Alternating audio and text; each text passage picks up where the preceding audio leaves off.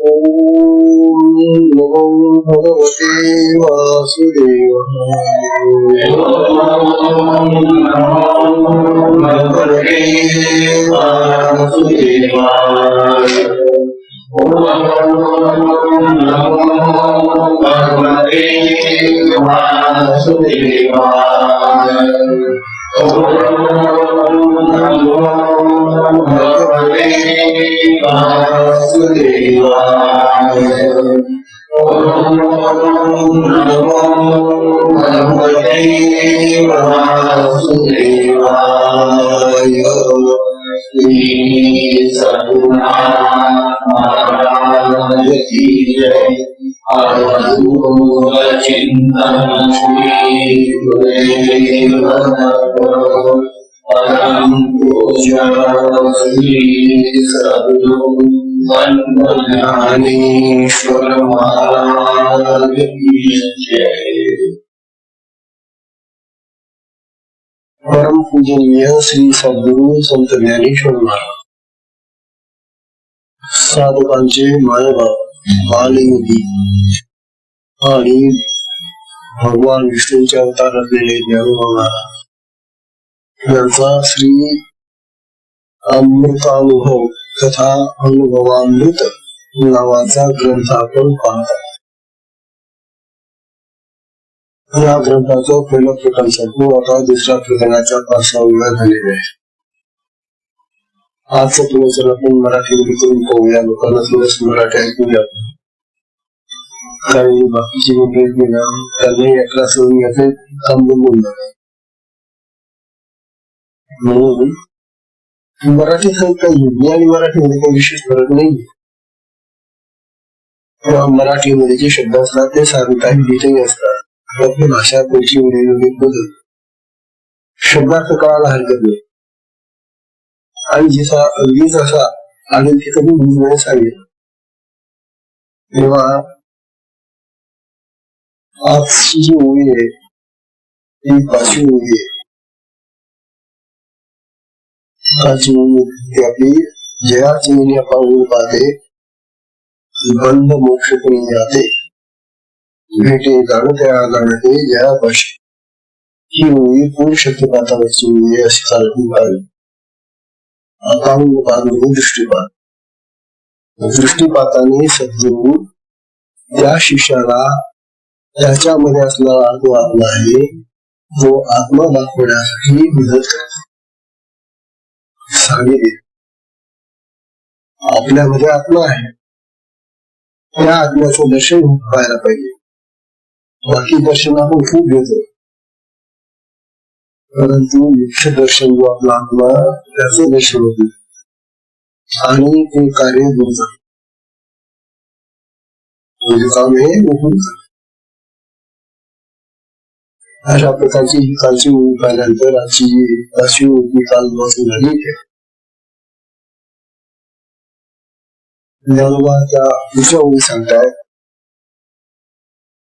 कैवल्य कनकाची आदाना जवळ कडसी थोरसाना।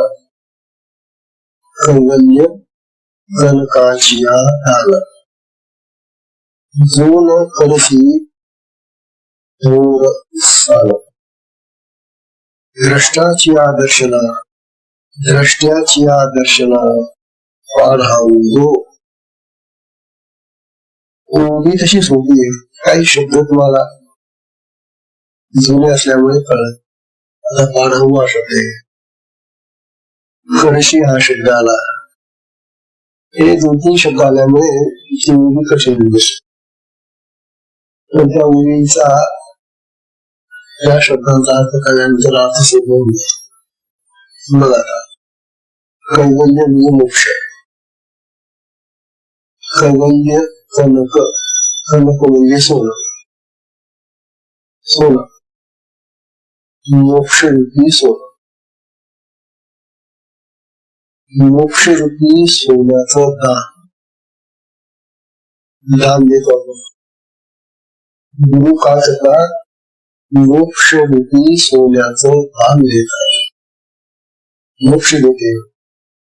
वो मोक्ष सामान्य मोक्ष नाही आहे, वो सोने से कई गुना अधिक श्रेष्ठ मोक्ष है।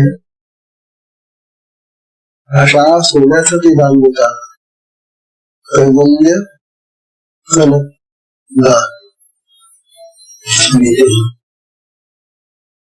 और वो दान देते समय उन्होंने दान देता वे ऐसा भेद नहीं करते, ऐसा भेद करत नहीं का लाने सान हो लहान मोठा असा भेद न करताना सुगड पाहिजे।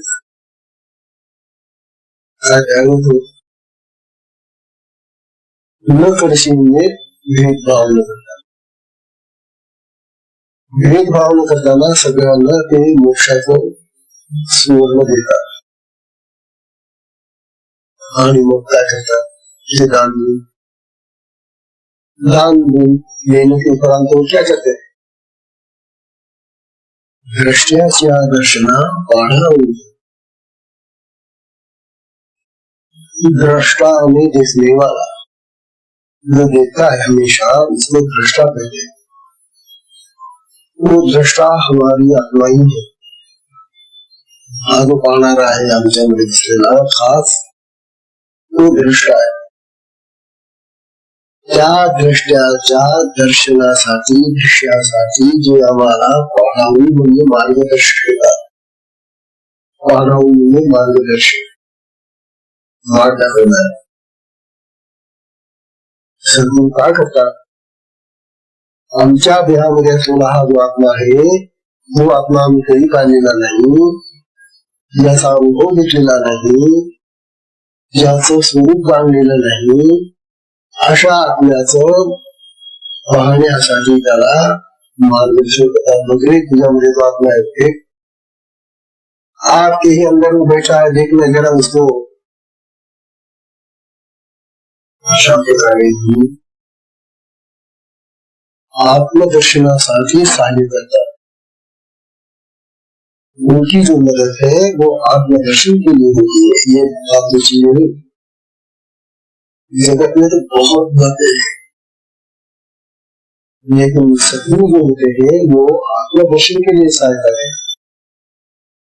और बाकी जो अन्य गुरु है वो किसी के लिए भी सहाय देते हैं, ऐसा नहीं देता था सहाय क्या मतलब तुला का बाबू भाई बढ़ गए बाबू में बच्चा होना चाहिए, हाँ बच्चा होना चाहिए। अशा प्रकारचा ह्या ज्या लौकिक कामना आहे त्या लौकिक कामना पूर्ण करणारे अनेक गुरु हैं, हे सद्गुरु नाही, हे असत गुरु आहे। नश्वर चीजें देतात ते नाश होणाऱ्या गोष्टी। सद्गुरु का नाम होता आत्मा, आत्मा अमर है। आत्मा अमर होने से, वो सत्य होने से जो सत्य की बात बताता है उसको सद्गुरु कहते हैं। ये ध्यान में रखो, सद्गुरु और अन्य गुरुओं में यही फर्क है। तो ध्यान यहाँ हमें सद्गुरु का लक्षण बताया। ज्ञानेश्वर महाराज आपल्याला सद्गुरूंचं लक्षण सांगतात की सद्गुरु काय करतात। आता प्रश्न झाला ते हे कैवल्य मोक्ष रूपी दान देताना भेदभाव करत नाही आणि लहान मोठा पण मग ते कुणालाही देता का? हो, कुणालाही देत, प्राण्यांनाही देखील का होते याचा प्रश्न विचारला। ये जो प्राणी है इनको भी देंगे क्या? बोले हाँ। वो लेना चाहते हैं क्या?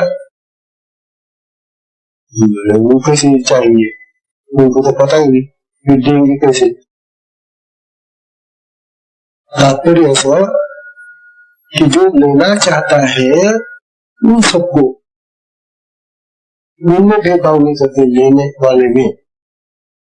ऐसा नहीं कि कोणी उठून जाओ गुरुकडे द्या मला शेतीबा, द्या मला दीक्षा, द्या मला मोक्ष,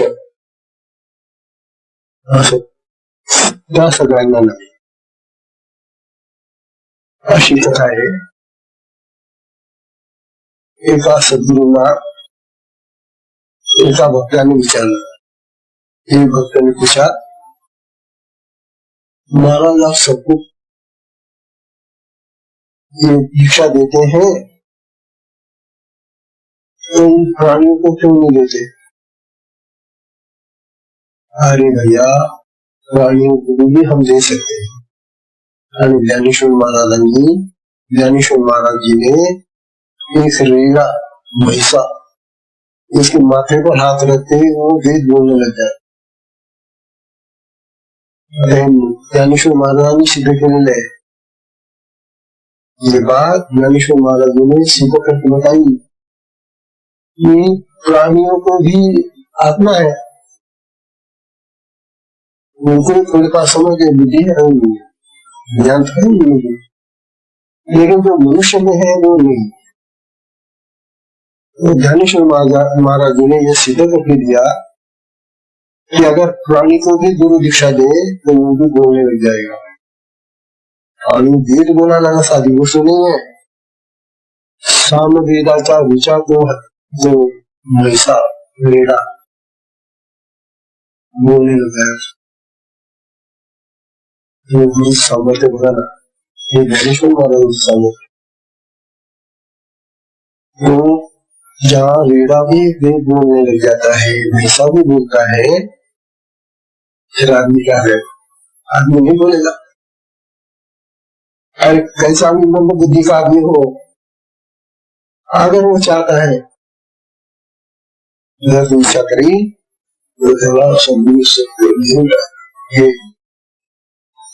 जगाच्या कल्याणासन त्यांचा देह कष्टांची उपकार आहे. संतांचं कार्यच हे उपकार करण्यासाठीच ते कार्य करतात. आपला देह त्याच्यासाठी कष्ट करतात, नसवतात.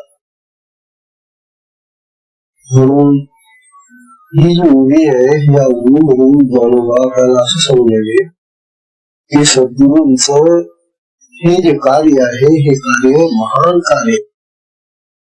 या कार्याशी भगवंताच्या कार्याला सुद्धा तुलना होत नाही. भगवंताचं कार्य सुद्धा याच्यापेक्षा कमी प्रतीचं आहे. कसं हे बघा, एखादा अत्यंत घाण वाईट पापी आहे, दुष्ट आहे, भगवान त्या अशा दुष्ट माणसाला समाप्त करतात. उसका खत्म कर देंगे. त्याने असे मारले राक्षसाने. प्रभू रामचंद्रांनी मारले, भगवान श्रीकृष्णांनी मारले. भगवान काय करतात? त्याचं शरीर नष्ट करून टाकतात. पुन्हा कटकटच नको दुसऱ्याला त्रास होण्याची. गुरु तसं करत नाही. गुरु त्याला देहात ठेवतात, परंतु त्याची जी दुष्टबुद्धी आहे ती नष्ट करतात. साधं काम नाही का? तो जिवंत राहतो, परंतु तो त्याची ज्या बुद्धीने तो वाईट काम करत होता, जी त्याची दुष्टबुद्धी होती ती दुष्टबुद्धी गुरुने नष्ट करून, आणि तो चांगली काम करायला लागला, सत्कृत्य करायला लागला, पुण्य कार्य करायला लागला. मग असा विषयावर मारून का उपयोग? मारल्याने त्याची मुलं बाळ पत्नी वगैरे सगळे होतात. गुरुचं जे कार्य आहे ते भगवंताच्या कार्यापेक्षा श्रेष्ठ. गुरु ठार करत, गुरु त्याची बुद्धी ठार. हा जो विवेक आहे गुरुच्या बाबतीत हा सगळ्यांनी आपण ध्यानात फार महान आहे. आणि पुढे बनवा स्वतः सांगणार आहे तुम्हाला, गुरु ईश्वरापेक्षाही महान आहे. बघा, ज्ञानोबा सांगू लागले, मी कोणती गोष्ट सांगायचं नाही. एकाने विचारलं सगळ्या प्राण्यांना, मग आमचं हे जे डुक्कर आहे ना, त्यांच्या खाण्यामध्ये किंवा शेतामध्ये ते डुक्कर पाण्यामध्ये बसत असेल काय, डुक्कर मला वेळ सुवर का महाराज आमच्या डुकराला तुम्ही हे द्याल का भिक्षा? वेळ काय हरकत नाही, ते जरी येत असेल भिक्षा घ्यायला, डुकराला तुमचा आपण भिक्षा. मग त्या डुकराला विचारलं नाही, अरे तुला भिक्षा पाहिजे का विचार म्हटलं. आणि त्याने तो हो म्हटलं तो घेऊन देऊ त्याला. त्याने विचारलं डुक्कर दादा तुला भिक्षा पाहिजे करे? तो म्हणाले हा तुझं काय मिळेल त्याच्याने? आणि त्याच्याने तुला एवढा लाभ होईल बाबा. हे जे तू धान्यामध्ये बसतो ना, हे धान्य तुला आता चवल्या गाड्याच्या मध्ये बसायला मिळेल, खायला मिळेल. हे बघा बाबा इथं माझं खाणं मिळेल का? आता डुकराला जे पाहिजे ते खाणं पाहिजे का? डुकर काय खाणं मिळेल? वो आदमी का शेर खाता है, चीजें खाता है. हाँ वो नहीं मिलेगा. गुरु को देंगे ना वो तो भारी भारी पदार्थ खिलाएंगे आपको. ये तो जो मांगता है ये नहीं मिलेगा. फिर मुझे वो दिशा नीचे. अरे सर्वसामान्य माणसांची ही स्थिती है. जनसामान्य की यही बात है. जनसामान्य लोग सदगुरु से ये मोक्ष नहीं चाहते. उनको तो जगत की बातें, जगत के लाभ वो चाहिए. मोक्ष किसको चाहिए? क्योंकि मोक्ष प्राप्त होने से संसार छूट जाता है. और संसार कौन छोड़ना चाहता है? शाप उतारे होता है. पुराण्यांना सुद्धा सगळ्यांना घ्यायला तयार आहे, पण घ्यायला पार पाहिजे ना कोणी. तर ते लेने वाले की तयारी होनी चाहिए. कलशी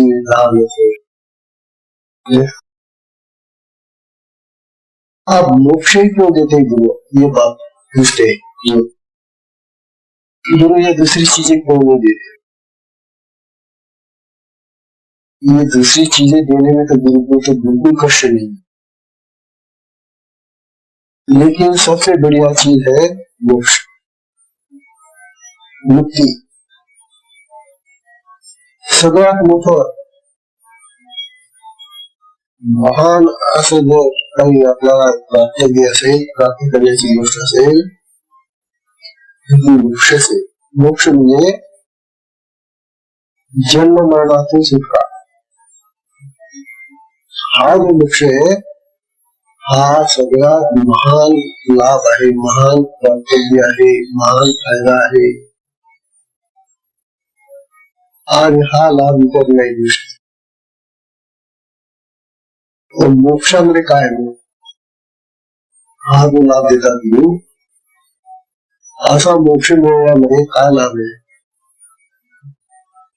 गणित मध्ये मोक्ष ठीक आहे, तुम्ही म्हणतात सद्गुरु मोक्ष देतील, परंतु असा मोक्ष घेऊन काय फायदा आहे? हे बघा, असा जन्म आणि मरणाच्या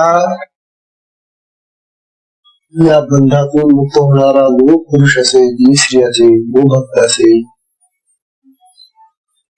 उसके अंदर दुख का बीज नहीं रहता. त्याच्यामध्ये दुःख नसेल, मोक्षामध्ये दुःख नाही आणि दुःखाचं बीजही नाही. बीज असले की त्याच्यापासून रोग तयार होतो ना. म्हणून मोक्ष ही अशी गोष्ट आहे की ज्यामध्ये दुःख नाही आणि दुःखाचं बीजही नाही.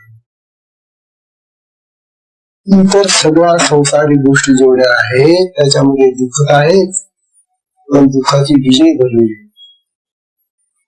त्याच्यामुळे दुःख तयार होतात. आता समजा एखाद्या माणसाला खूप श्रीमंती मिळाली, खूप पैसा झाला कसं पितो पूर्ण. अहो त्याच्या त्या श्रीमंतीमध्ये इतकी दुःख आहे की दररोज त्याला त्या श्रीमंतात त्या पैशाची काळजी, त्याची चिंता, त्याचं संरक्षण, ही एक चिंता सुरू आहे. आता या पैशाचा उपयोग काय करायचा, त्याच्यासाठी देखील प्लॅन. अनेक लोकांना जोडणं, अनेकांशी त्यांना मिळवणं, त्यांच्याशी समरस होणं, हे कष्टदायक आहे. सगळी माणसं सारखी नाहीये. मग त्याच्यामध्ये चांगले मिळतात, वाईटही मिळतात. वाईट मिळाल्यानंतर मग धन चांगलं मिळतं, मग त्याच्या धनाला कीड लागते. वाईट माणसं मिळाली हातात, झालं दुःख सुरू. म्हणून श्रीमंत माणसाला सगळ्यात जास्त दुःख आहे. दुःखाची बीजे त्याच्यामध्ये जास्त आहे. जो गरीब आहे ना, झोपडीत राहील तो, झोपडी में रहेगा. खायला थोडस असलं तर झाले, पण चिंता नाही, काळजी नाही. चिंता करणं, काळजी करणं हे महान दुःखाचं बीज आहे. जी माणसं सतत काळजी करत असतात, नेहमी गळत असतात, नेहमी भीत असतात, भयभीत राहतात, हे दुःखाचं बीज. हा भाव त्याच्या अंतःकरणातला नष्ट झाला तरच तो खरा सुखी राहतो. म्हणून माणसाला संसारामध्ये जो म्हणतात आम्ही सुखी आहोत, सुखी आहोत, हे किती जरी म्हणत असले सुखी आहोत, तर खरं सुख संसारात नाही. कारण संसार हा दुःखाने आणि दुःखाच्या बीजांनी भरलेला आहे. मग असा संसार प्राप्त करून गुरुपासून गुरु म्हटली, मी तुम्हाला काय दुःख वाटायला आलो का? अरे मी जो निराकार निर्विकार असा परब्रह्म स्वरूप होतो, त्याच्यामधून मी मूर्त झालो, तुमच्यासाठी देह धारण करून आलो. का तुम्हाला हे असं द्यायला दुःख नाही. म्हणून गुरु अमूर्ताचे मूर्त झाले, म्हणजे जे देहधारी नव्हते त्यांनी देह धारण केला. पण देह धारण केल्याशिवाय त्या शिष्याशी मुद्दा येत नाही, म्हणून त्याला देह धारण करावंच लागतं. आणि देह धारण केला गुरुने की हे जे बाकीचे समज अज्ञानी लोक असणार, तो माणूस आहे, तो अमुक माणूस आहे, तो अमुक जातीचा आहे, तो अमुक पंथाचा आहे, तो अमुक लागली त्याची विटंबना आहे. म्हणजे सद्गुरूला ओळखणं भक्तीच कशी गोष्ट आहे. पण ते देह धारण करतात ना, आणि देह धारण करून आपल्यासारखं जीवन जगतात. मग आपल्यासारखे खातील पितील वागतील बोलतील चालतील सगळ्या गोष्टी तर आपल्यासारख्याच आहेत ना. त्यांच्यावर वरवर पाहता. म्हणून गुरुंना ओळखणं भक्तच कठीण, आणि गुरुंना जर ओळखलंच नाही तर गुरुंपासून मिळणारा जो लाभ आहे तो कुठे मिळेल. म्हणून तो समजा गुरुंना ओळखा. गुरु काय असतात आणि गुरु काय देतात, आणि गुरुच्या त्या देण्यामध्ये काय महत्व आहे, हे जर ओळखलं नाही तर साधना करूनही काही प्राप्ती होणार नाही. म्हणून आपल्याला समजा एक ग्रस्त गुरुकडे गेले, खूप दुःखी झाला. काय झालं, त्याची बायको बर, त्याची 2 पोरं तिथे गेली. बर, त्याचा जो पैसा आलेला होता तो चोरीला गेला. बर, त्याला खाण्याची पंचायत होती. नोकरीचं काम धामोटी करत होता. पण इतकं दुःख झालं, इतकं दुःख झालं, इतकं दुःख झालं, गेला रडत गुरुदेव, महाराज महाराज महाराज महाराज, काय झालं बाळा, काय झालं, माझ्यावर फार संकट कोसळलेले, मला उद्धार करा, मला तारा, मला मदत करा. अरे झालं काय ते साहेब, त्याने एक एक दुःख सांगितलं गुरुला. गुरु म्हणाले तुझी बायको मिळणं फार बरं झालं. असं काय गुरुशी हा माझी बायको मिळली तर हा गुरु म्हणतो बरं झालं मिळली का गुरु का म्हणता बरं झालं. अरे तू आता एकटा राहिला ना, तुला काळजी आहे का मग तिच्या संबंधीचं जे दुःख होतं तुला ते गेलं ना, जाऊ दे ना, आहे की नाही. एकटा जीवन सदाशिव म्हणता ना, सदाशिव म्हणतो एकटा जीवन. मग बरं झालं ना. अरे आता तू एकटा आहे, तुला काही चिंता नाही. तुझी दोन्ही मुलं मेले, अरे फारच छान झालं. आता तुला विरक्ती घ्यायला, वैराग्य घ्यायला काहीच हरकत नाही. तरुण वैराग्य घ्यायला ना, पैसा गेला, वा वा फारच छान झालं. गुरु म्हणतात कसला गुरु हा, जगाच्या दृष्टीने हा गुरु त्याज्य आहे. गुरु म्हणतो बायको मिळली तरी चांगलं झालं, मुलं मिळली तरी चांगलं झालं, पैसा गेला तरी चांगलं झालं. गुरुचा दृष्टिकोन काय? अरे बेटा तुला आता परमार्थाला उपयुक्त अशी अवस्था प्राप्त झाली, तुला आता कसली चिंता नाही. मग करणं आता परमार्थ चांगला, करणं आता चांगली साधना,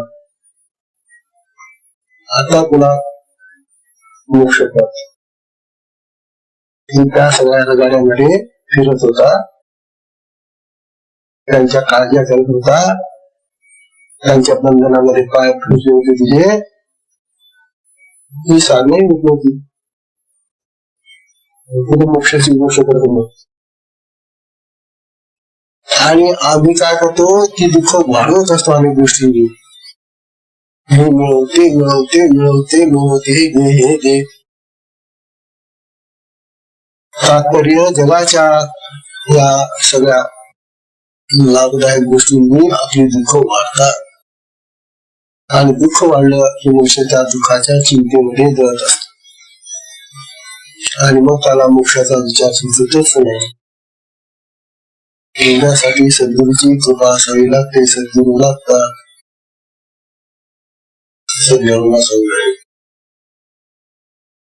आता ज्ञान आपल्याला सांगतात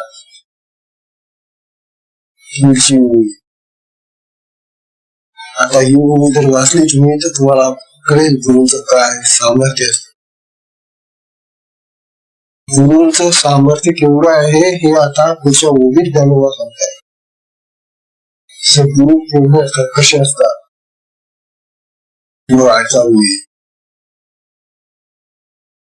सामर्थ्याचे बिके, सामर्थ्याचे बिके चांगले ऐकून घ्या. सामर्थ्याचे बिके जो शिवाचेही गुरुत्व जिंके, सामर्थ्याचे बिके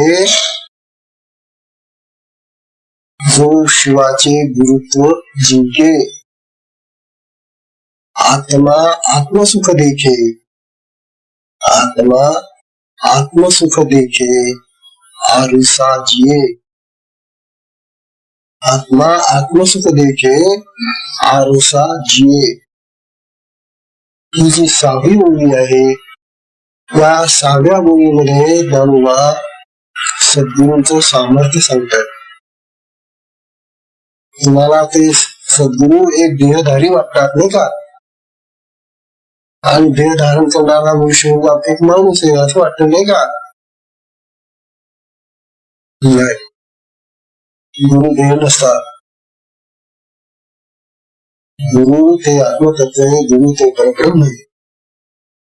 पण अरे वेड्या, तुझ्यासाठी तुझ्या कल्याणासाठी त्यांना देह धारण करावा लागला, आणि त्यासाठी ते देही झाले. म्हणून ज्ञानोबा यांनी आता काय समजावे, कशी सोपी आहे. सामर्थ्याचे बिके, बिके म्हणजे बलाने, बल. सामर्थ्याच्या बळावर गुरु शिवाला सुद्धा जिंकून घेतात. शिव म्हणजे भगवान शंकर. आता शिव तर भगवान आहे ना, ते तर महासमर्थ आहे, त्याला जिंकणार कोण आहे? पण सद्गुरु त्या आपल्या सामर्थ्याने, कोणतं सामर्थ्य आहे गुरुच्या जवळ? परब्रह्माचं, आत्म्याचं. या आत्म्याच्या सामर्थ्याने ते शिवाला सुद्धा जिंकून घेतात. तात्पर्य, शिवापेक्षाही सद्गुरूंचं सामर्थ्य मोठं आहे. हे स्वतः आता ज्ञानोबा सांगून राहिले. मित्रांनी कोणी सांगितलं असतं तर आम्ही जुगारून दिलं आहे, काहीतरी सांगतात तो माणूस शिवापेक्षा मोठा माणूस म्हणून आम्ही, कारण तो देहधारी येतो. आणि जे कशासाठी दान केलेलं आहे? त्या शिष्यासाठी. तेव्हा सर्वसामान्य माणसांना हे पटलंच नसतं. पण जिथं आता ज्ञानोबाही सांगताय की स्वसामर्थ्याने, स्वबळाने ते शिवाचं सामर्थ्य सुद्धा जिंकून घेतात, शिवाचं शिवत्वही जिंकून घेतात, गुरुत्वही जिंकून घेतात. आणि काय करतात लोक? आत्मा आत्मसुख देखे आरसा जे सुखा दृष्टांत दिला त्याने.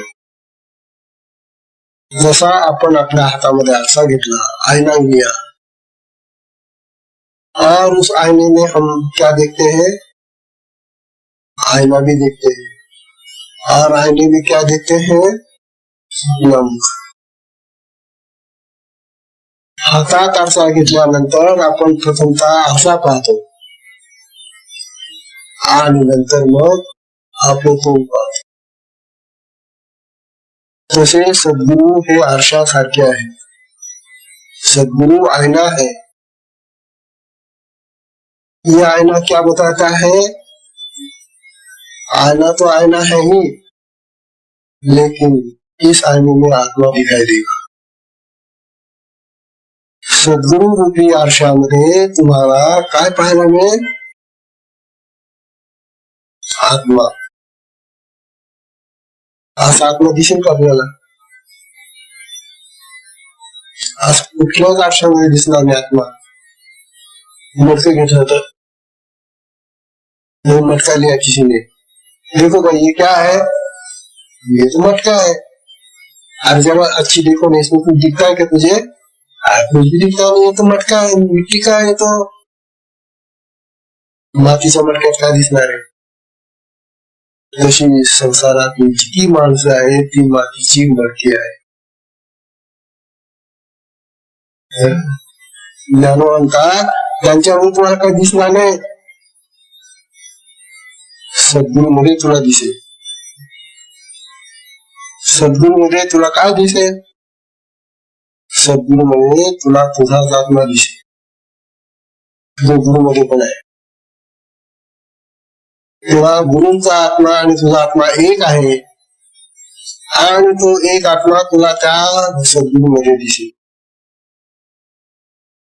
हे सामर्थ्य ईश्वराचंही नाही, हे गुरुचं सामर्थ्य. ज्ञानोबा सांगून राहिले. ज्ञानोबा सारखे स्वतः अनुभव आहे त्यांचा. आता हे जे सांगून राहिले सगळं हा अमृताचा अनुभव आहे. ते आपला अनुभव तुम्हाला सांगून राहिले. तुम्हाला पटवलं न पटलं, हा त्यांनी अनुभव घेऊन तुम्हाला सांगता येते. तुमचा विश्वास ठेवला तुम्ही, तुमचाच फायदा होईल. आणि तुमचा विश्वास बसत नसेल नका बसत, त्याचं काहीच बिघडलं नाही. ते सांगून गेले. म्हणून ज्ञानोबा आपला अनुभव सांगताय. ज्ञानोबा म्हणतात सद्गुरूंचं सामर्थ्य एवढं मोठं आहे. सामर्थ्याचे विके म्हणजे बल. सामर्थ्याच्या बळावर जो शिवाचेही गुरुत्व जिंके. गुरुत्व म्हणजे मोठेपण. शिवाचं मोठेपण सुद्धा जिंकून घेतात सद्गुरू. म्हणजे शिव लहान होऊन जातात त्याच्यापेक्षा. सद्गुरूपेक्षा शिव लहान आहे. अहो ते ब्रह्मापेक्षाही लहान आहे. इथे गुरुगीता शिकवते आम्हाला. भगवान शंकर स्वतः सांगून राहिले गुरुगीतेमध्ये, गुरुरेव परब्रह्म तस्मै श्री गुरुवे नमः. भगवान शंकर पार्वतीला सांगून राहिले ना की गुरु कोण आहे. हे पार्वती, गुरु म्हणजे सामान्य मनुष्य नाही बरं, हे परब्रह्म आहे. परब्रह्म म्हणजे सगळ्या शेवटी नाव, ब्रह्माच्याही पलीकडे परब्रह्म आहे असे गुरु आहेत. म्हणून भगवान शंकर सुद्धा कोण करतात बाबा माझ्यापेक्षा गुरु साल मोठे. आता तुम्ही असं म्हणाल की गुरु ब्रह्म आणि परब्रह्मापेक्षाही मोठे आहेत. आतापर्यंत आम्ही म्हटलं की गुरु परब्रह्म आहे, ब्रह्म आहे. रामदास समर्थ रामदास स्वामी म्हणतात ते तर परब्रह्मापेक्षा मोठे असं कारण म्हणतात. आता परब्रह्मापेक्षा कोण मोठा असेल हे म्हणतात. हे बघा, गुरु परब्रह्मापेक्षा मोठा कर तुमच्याकडे परब्रह्म अनुषय आणि आहेत पसरलेले दिसतंय का. परब्रह्म जे आहे ना ते असं अतिसूक्ष्म तत्व आहे, दिसत काय नाही. आत्मतत्व परब्रह्म परमात्मा ईश्वर काय हे सगळीकडे भरलेलं आहे. आता या परब्रह्मापेक्षा गुरु श्रेष्ठ का. परब्रह्माच्या सगळीकडे भरलेले, सगळ्या विश्वामध्ये तेच भरलेले. मग त्या विश्वामध्ये भरलेल्या परब्रह्माला तुम्ही ओळखता का. त्याची ओळख गुरु करून घ्या. हे परब्रह्म, परब्रह्माला जाणणारा सद्गुरु असतो आणि परब्रह्माचं दर्शन घडवणारे गुरु असतो, सद्गुरु असतो. म्हणून त्या परब्रह्मापेक्षाही श्रेष्ठ त्यांचं दर्शन आहे, कारण ते परब्रह्माचं दर्शन घडवतात. मला तर परब्रह्माला किंमत आली ना. परब्रह्माला किंमत कशामुळे आली. सद्गुरूमुळे. त्यांनी दाखवलं म्हणून. तुम्हाला दाखवलं की हे परब्रह्म आहे, फार महान आहे, हे प्राप्त करा असं गुरु सांगतात. म्हणून परब्रह्माला महत्व आलं. देवाला महत्व गुरुंनी आणून दिलेले. जेवढे आपले देव म्हणून आपण म्हणतो, या देवांना जाणणारे खरे सद्गुरू असतात आणि ते सद्गुरू देवादेवाचं वर्णन करतात आणि सांगतात अरे यांना बस याची प्रार्थना कर. तेव्हा ते भक्त मग त्या देवाला भजू लागतो, प्रार्थना करू लागतो. मग गुरुमुळे हे घडलं. गुरुमुळे तो विश्व जाणायला लागला, गुरुमुळे तो देव जाणायला लागला, गुरुमुळे तो हे सगळं जाणतो. म्हणून गुरु श्रेष्ठ होऊन जातात. तेव्हा गुरुगीता तर आपल्याला खूप मदत करते या बाबतीत. सगळी गुरुगीता गुरुचं महत्व श्रेष्ठ सांगणारी गीता आणि ते स्वतः भगवान शंकर सांगून राहिले. या मध्ये स्वतः आपला अनुभव सांगून राहिले की सामर्थ्याचे निधिके जो शिवत्वाचे गुरुत्व ही जोखे आत्मा आत्मसुख देखे आरसाजे. आणि ते असं सांगतात की ज्याप्रमाणे आरसा आपण हातात घेतल्यानंतर आपल्याला तो आरसाही दिसतो आणि आरशामध्ये आपलं मुखही दिसत. आपल्याला आपलं मुख दाखवणारा फक्त आरसाच आहे. दुसरा कोणताही पदार्थ घ्या बरं तुम्ही, तो दिसेल का. दगडा का लाकडा असं घ्यावं लागतं. तसे सद्गुरू हे अतिशय निर्मळ असतात. सांगण्याचे तात्पर्य निर्मळ असतो आरसा, स्वच्छ असतो. तो स्वच्छ आहे म्हणूनच तुमचं प्रतिबिंब त्याच्यामध्ये दिसतं. तसे सद्गुरू हे अति निर्मळ आहे, आरशासारखे. आणि म्हणून तुम्ही त्या आरशात पाहिल्यानंतर, सद्गुरूमध्ये पाहिल्यानंतर तुम्हाला तुमचाही आत्मा दिसेल आणि त्यांचाही आत्मा तसा एकच आहे. आत्मदर्शनासाठी सद्गुरूच हवेत झालं सिद्ध. हा त्यांचा अनुभव आहे. तुम्हाला आत्मा पाहिजे आहे ना, सद्गुरूच सद्गुरूचा परमेश्वर तुम्हाला आत्मदर्शन होणार.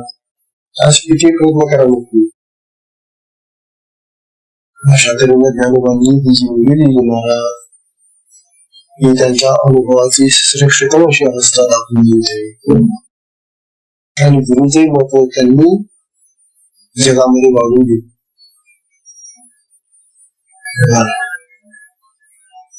सृष्टीमध्ये आपण महत्व कशाला देतो, ही जी सृष्टी आहे हे जग आहे,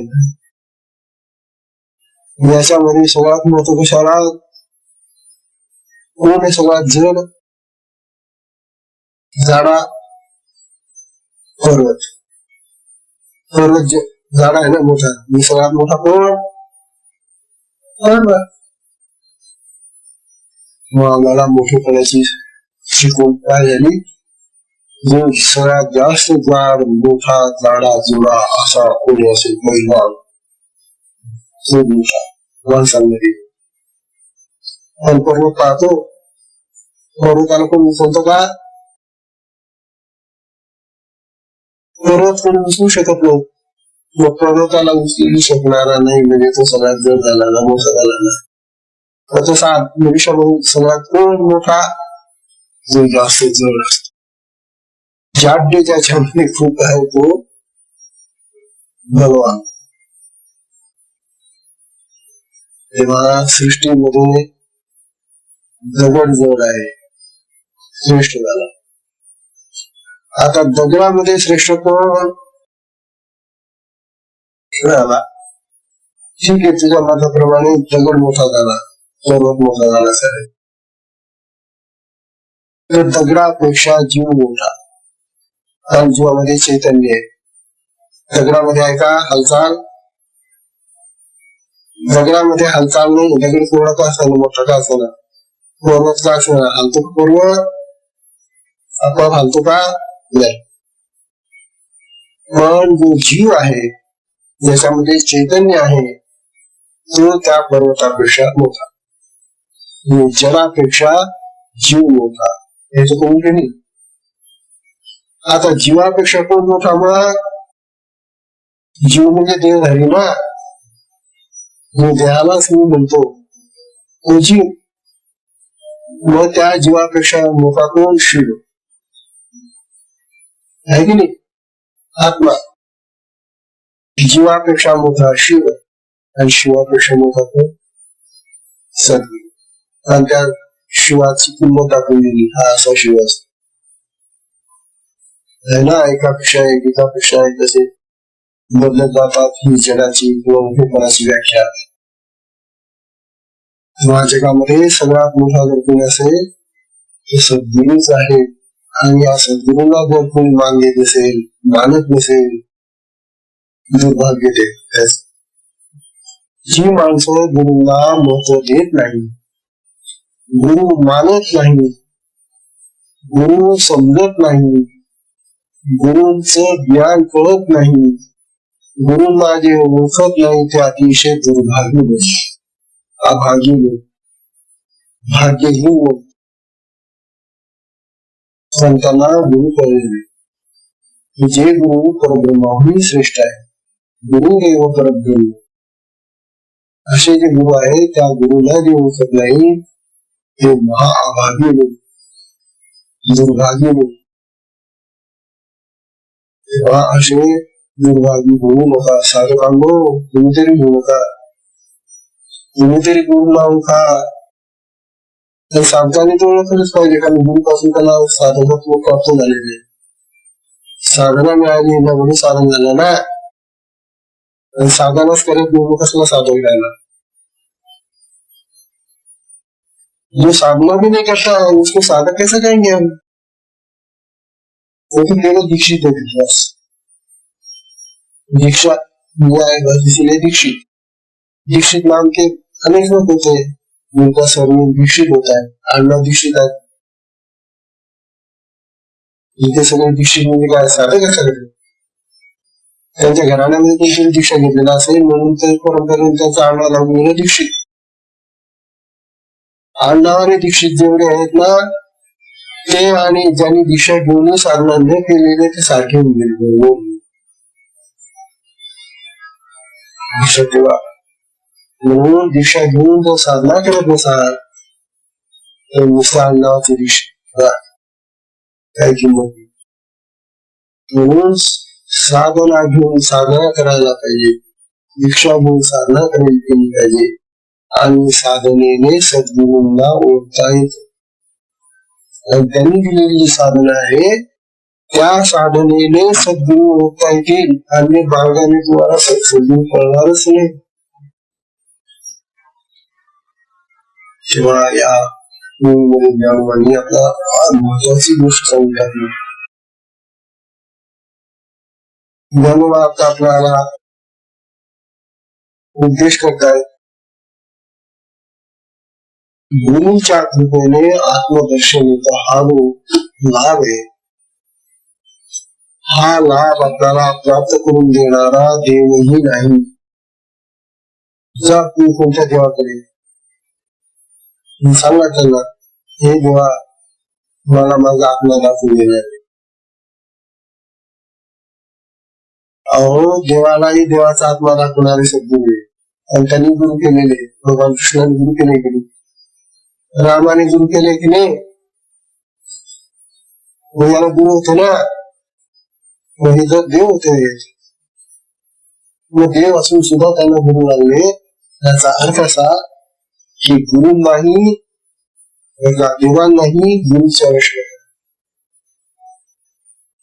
देवांनाही गुरुची आवश्यकता. मग माणसाने नाही का ए माणूस काय किंमत आहे तुझी, जिथं देव सुद्धा गुरु करतात, गुरु भक्त होतात, गुरुची सेवा करतात आणि तू एक साधा मनुष्य तुला मोठी अहंकाराची अहमपणाची बाधा झालेली आणि तू गुरुलाच मानत नाही.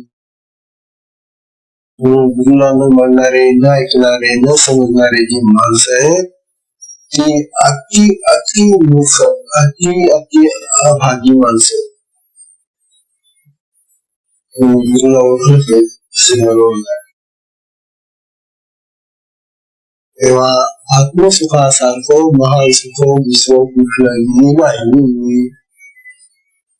आणि जे आत्मसुखासारखं महान सुख आपल्याला दाखवून देतात त्यांच्यापेक्षा मोठा कोणीही नाही हे सिद्ध झालं. आत्मसुखासारखं मोठं सुख कोणतंच नाही. बाकी जगामध्ये खूप सुख आहे परंतु ही सगळी जगातली सुख नश्वर आहेत, नाशवान आहेत. कमी जास्त होणारी आहे, बिघडणारी आहे. परंतु आत्मसुख जे आहे ते अखंड राहणार आहे, चिरंतर राहणार आहे.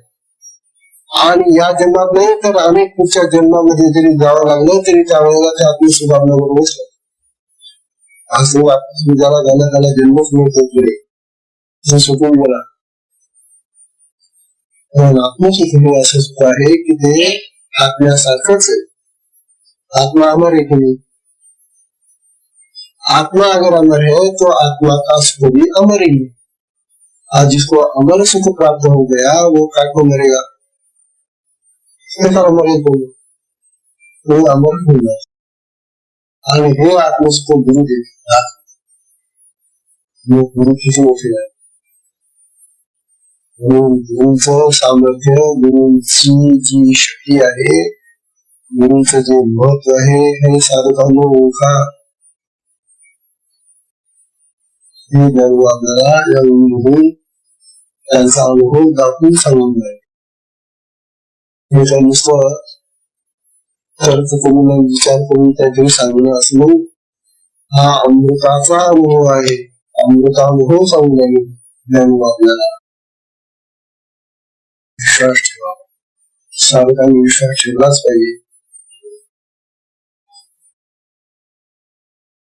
ज्ञान म्हणतात साथी होऊन झाली हा सुंदर वेळ आहे फार बोलायला झाली सत्संगाची वेळ साथी वेळ आली आणि सत्संगाची वेळ संपली पण उपयोगी टाकून घ्या का विसरी असं नसते का उगा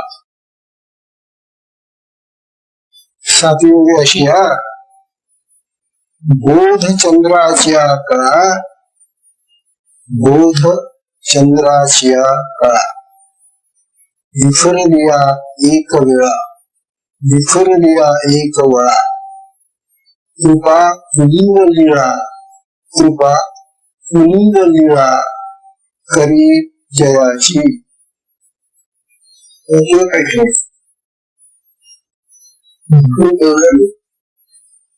म्हणून धनुमानचा अमृताने हो असं काही इतकं सोपं ग्रंथ नाही हे सोबत चालला बसले असत त्याला उतरून मोकळून जात नाही घेतलं अमृता हो वाचत बसले असा कसे करणार कशा कोणी सांगितल्याशिवाय कशी सोपी पार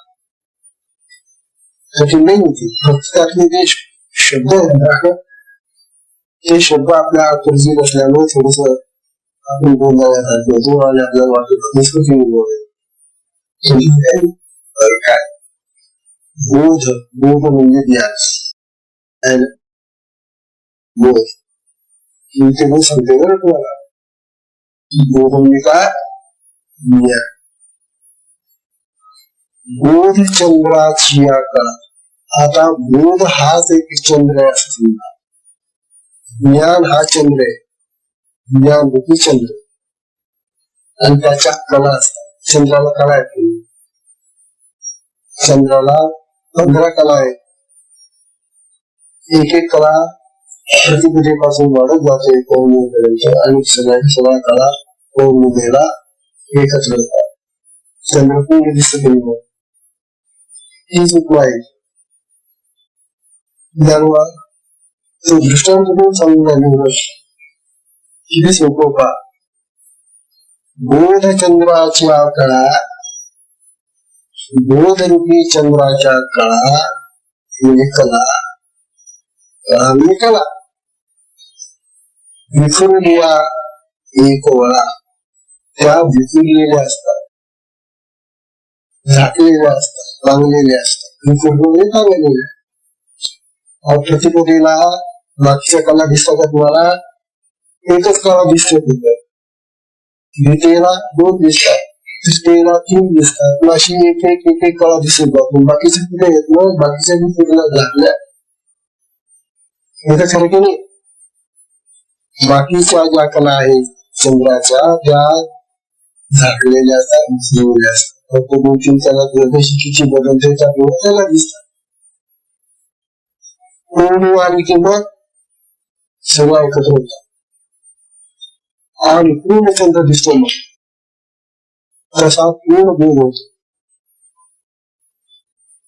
ह्या ज्ञानरूपी चंद्राच्या कळा सुद्धा चंद्राच्या कळेप्रमाणे विकसित जातात ज्ञान असं वाढत जात असं वाढता वाढता सद्गुरु कृपेनं सद्गुरूच्या पौर्णिमेनं ते ज्ञान परिपूर्ण होते आता आपण जन्मापासून ज्ञान घेऊन राहिलो ज्याला म्हणलं तर असेल ना कुठे असेल ना पण ज्ञान मिळून राहिलो की नाही आपल्याला असं ज्ञान झालं तसं ज्ञान झालं तसं ज्ञान झालं तसं ज्ञान झालं या कला आहेत आपल्या ज्ञानाच्या या सगळ्या कला जेव्हा केव्हा पूर्ण होती तेव्हा सद्गुरू होती सद्गुरू पौर्णिमा आहे